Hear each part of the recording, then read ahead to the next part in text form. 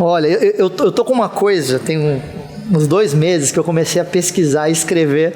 Acho que um dia eu vou fazer um PhD sobre isso, sobre o papel do medo nas decisões das pessoas profissionais e pessoais. E eu tenho pesquisado disso, tem uns 2 meses que eu estou pesquisando muito e escrevendo sobre isso.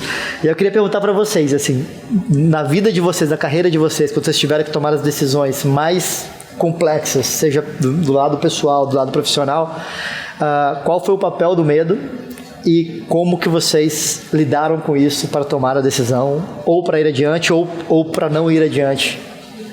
Eu vou responder muito rápido com o que a gente acabou de falar aqui dentro, a fé. Toda vez que eu tive que tomar uma decisão para seguir algum passo que eu achava que podia ser importante na minha vida, a fé falou primeiro. Então, não vou dizer que não existe o medo, mas a fé é muito maior do que ele. Legal. Muito maior. Obrigado.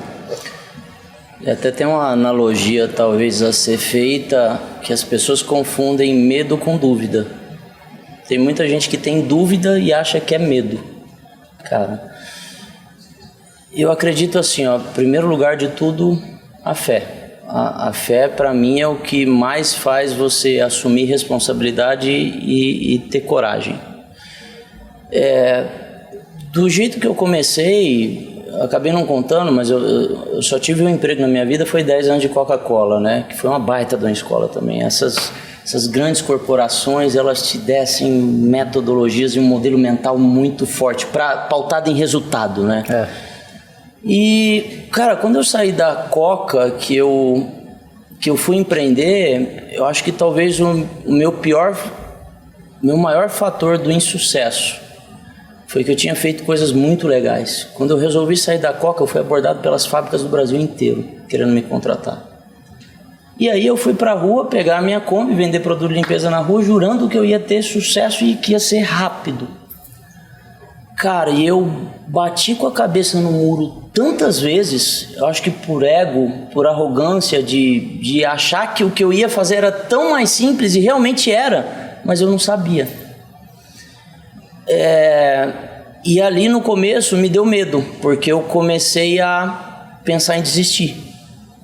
Que foi até quando eu cheguei lá na lama, junto com meu pai e com meu irmão, que a gente tomou a decisão.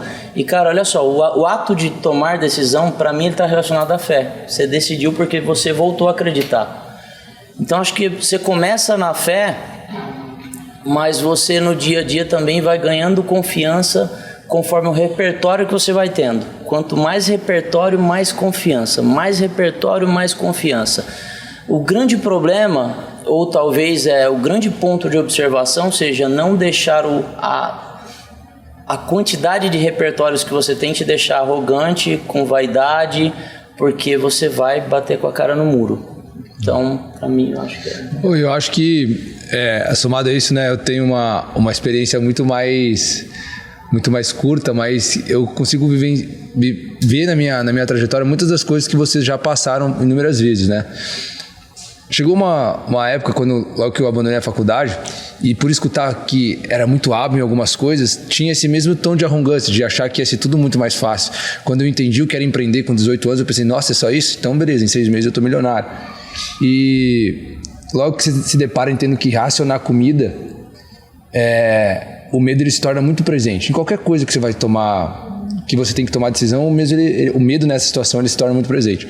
Mas chega uma hora que você não tem mais outra opção. Então, assim, ou era fazer qualquer coisa ou passar fome. Então, quando você não tem mais opção, o medo ele se torna meio irrelevante. O grande lance é quando você tem muito a perder.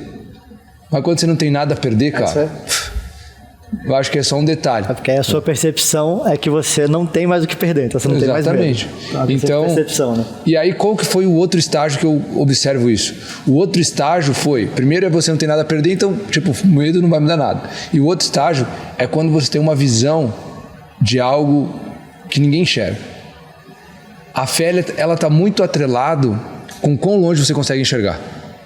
Quando a gente pensa em se tornar a marca que mais impacta através da educação ou no resultado das pessoas, o medo ele se torna pequeno comparado com o tamanho da visão que a gente tem. Então eu vejo que tem duas opções: ou você não tem nada a perder, ou você tem uma visão muito grande. Eu acho que isso que faz com que a gente consiga lidar de uma forma muito mais consciente com isso. Legal. Bom. Obrigado. Vocês foram as 3 primeiras pessoas que eu perguntei desde que eu comecei a pesquisa. Então, legal, muito legal o feedback de vocês. Obrigado. E, gente, eu queria... a gente, antes de ter o nosso momento final com o nosso patrocinador aqui, eu queria agradecer... Peraí, tá faltando pergunta ainda, não tá? Tá. O Fred perguntou. Perguntei. Perguntou? Você perguntou também? Eu perguntei. Perguntou. Você perguntou do Arena. Não valeu. Eu sabia que faltou um. Foi isso mesmo. Não valeu? Não, lógico que não. Essa era sacanagem, né? Essa foi na sacanagem. Cara, eu sempre que eu olho para uma pessoa que está performando muito assim, eu gosto de pensar que essas pessoas têm inspirações, né?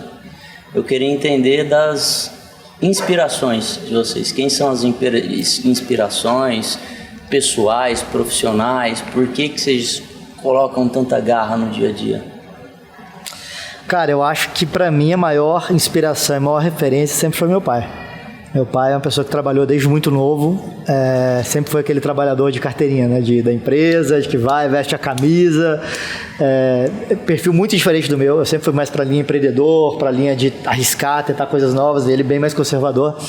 Mas eu acho que as bases do valor ao trabalho, valor à família, de construir, né, patrimônio, foco na educação, ele sempre foi muito, muito, muito focado nisso.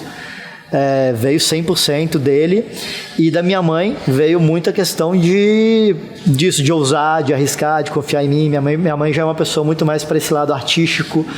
Eu acho que, cara, tem muitos grandes empresários, muitos grandes pensadores que de alguma forma ou outra eu tirei coisas, mas quem realmente é a minha base de referência é meu pai e minha mãe, não tem a menor dúvida.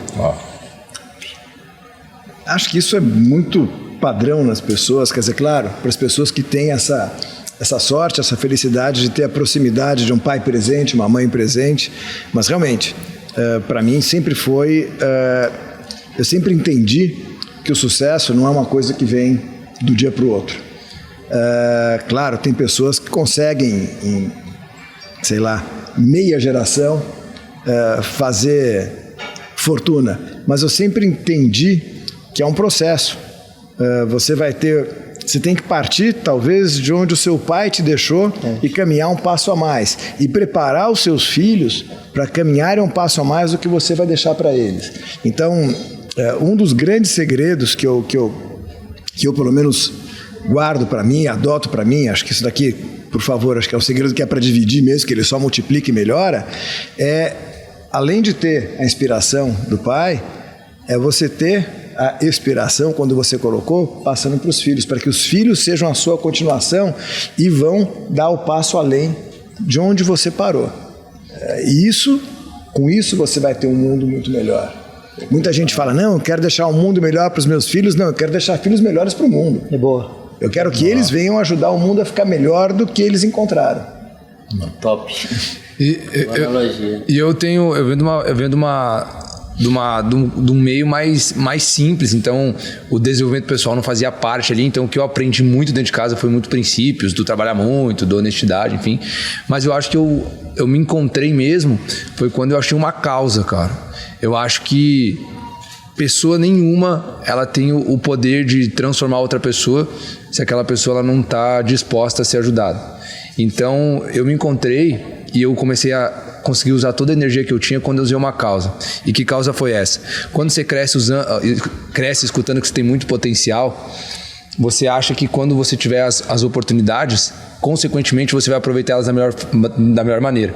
Quando eu chego na terceira maior universidade do país e com 19 para 20 anos eu não consigo comprar comida direito, eu começo a me questionar, tá, mas e cadê aquele potencial todo que as professoras falavam que eu tinha?